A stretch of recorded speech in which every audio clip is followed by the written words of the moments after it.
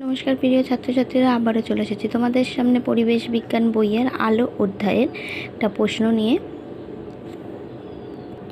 দেখো, আজকের প্রশ্ন, পুকুরের জলের মাছকে যদি আমরা বর্ষাবিদ্ধ করি তাহলে সরাসরি মাছকে লক্ষ্য করে বর্ষা ছুড়বে, তুমি কি ব্যাখ্যা করো।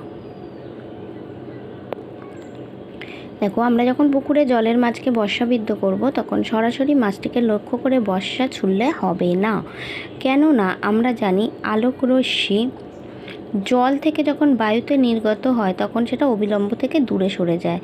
তাই জন্য, যেহেতু জল ঘনমাধ্যম আর বায়ু লঘু মাধ্যম, সেই জন্য যখনই আলো প্রতিফলিত হবে তখন আলোক রশ্মি দূরে সরে যায় এবং মাছের প্রকৃত অবস্থানের চেয়ে কিছুটা উপরে আমরা মাছটির অসৎবিম্ব তৈরি হতে দেখি।